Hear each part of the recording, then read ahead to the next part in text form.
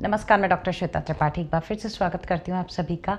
जी हाँ, हमारे योग दर्शन की श्रृंखला चल रही है जिसमें हम 32 सूत्रों को जान चुके हैं और इन सभी सूत्रों में हम अलग अलग उपाय जान रहे हैं कि किस प्रकार से चित्त को एकाग्र किया जाता है। आज भी वो ही हम जानने वाले हैं 33 और 34वें सूत्र में।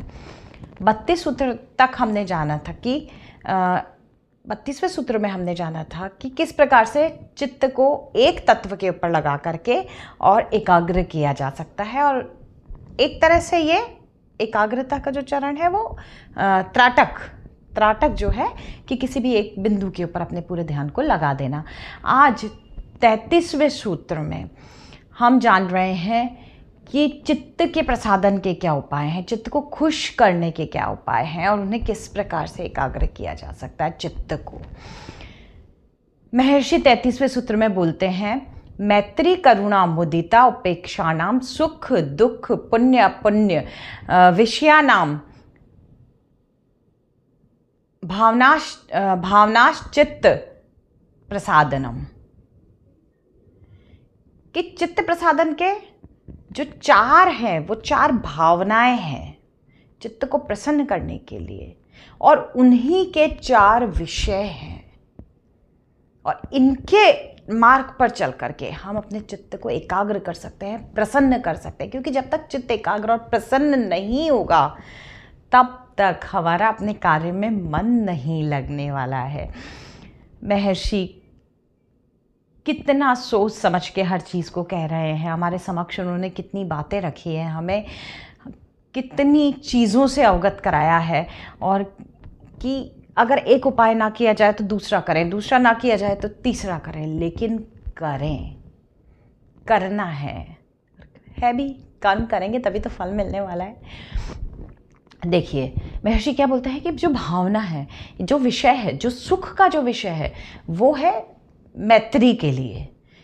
कि जो सुखी व्यक्ति हैं उन्हें हमेशा मैत्री के रूप में देखना चाहिए, उनसे मित्रता करनी चाहिए। इसलिए नहीं कि हम अपने उनसे कोई स्वार्थ हमको निकालना है, इसलिए कि जो सुखी व्यक्ति हैं अगर हम उनसे मित्रता नहीं करेंगे, उनके साथ नहीं रहेंगे तो हमें ईर्ष्या होगी। जब मित्रता कर लेंगे तो वो भी हमें अपने समक्ष ही लगने पड़ेंगे। आज माता पिता से, भाई बहन से ईर्ष्या होती है? नहीं होती है। द्वेष होता है? नहीं होता है। इसलिए जो सुखी व्यक्ति हैं अगर उनसे हम खुद भी मित्रता कर लेंगे और वो आगे की तरफ बढ़ेंगे या बहुत ऊंचाई को छुएंगे तो हमें उनसे ईर्ष्या और द्वेष मात्र की कोई चीज़, वस्तु हमारे मन में नहीं रहेगी। हम भी प्रसन्न होंगे वो आगे बढ़ रहे हैं। तो इसलिए उन्होंने बोला है कि जो सुखी व्यक्ति हैं उनके साथ हमेशा मित्रता करें, उससे हमारा चित्त प्रसन्न होता है। दूसरी चीज़ जो वो बोलते हैं वो है कि दुखी व्यक्ति, जो भी दुखी व्यक्ति है उसके ऊपर करुणा का भाव लेकर के आए, उनकी मदद करें, जहां उनको ज़रूरत है जिस चीज़ की आवश्यकता है उन्हें उपलब्ध कराएं। जब ऐसा करेंगे तो भी हमारा चित्त है वो बहुत ही प्रसन्न होगा। फिर पुण्य के लिए बोल रहे हैं मुदिता का अर्थ है कि देखिए प्रसन्न रहिए, प्रसन्न मुदिता। जो पुण्यवान व्यक्ति हैं, जो सबका सम्मान करते हैं, जो सबकी हेल्प करते हैं, जो सबके साथ रहते हैं, जो मिलजुल कर रहते हैं, जो मन से दिल से चाहते हैं कि सभी की मदद हो, ऐसे व्यक्तियों के प्रति प्रसन्नता का भाव रखना चाहिए। ऐसे व्यक्तियों से कभी ईर्ष्या नहीं करनी चाहिए, द्वेष नहीं करना चाहिए। इसलिए जो भी पुण्यात्मा व्यक्ति हैं उनके ऊपर हमेशा प्रसन्न रहें, उनके साथ रहें और प्रसन्न रहें।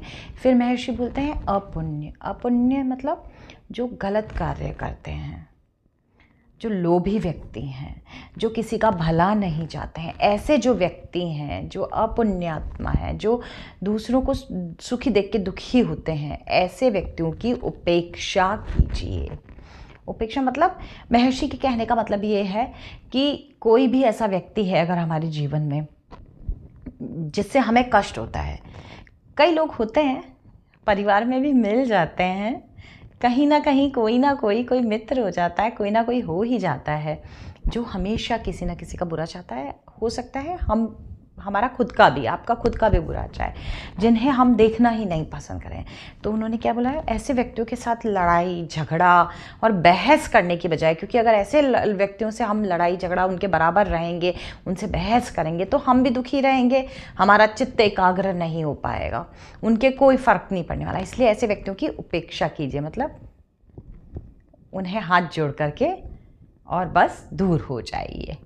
तो ये जो 4 विषय हैं और जो 4 भावनाएं उनसे जोड़ी गई हैं, जब इनके ऊपर हम पूरी तरीके से अमल करते हुए आगे की ओर बढ़ते हैं तो हमारा चित्त एकाग्र रहता है, मन प्रसन्न रहता है। मन प्रसन्न रहता है तो अपने आप काम करने का मन करता है।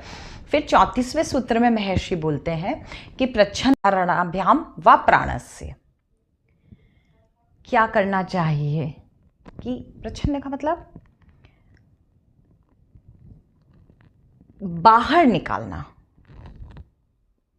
विधारणाभ्याम, विधारण मतलब रोक के रख देना,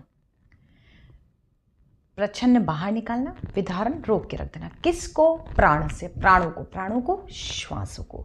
श्वासों को बाहर निकाल करके जब रोका जाएगा तो भी चित्त एकाग्र होगा। ये भी एक उपाय है।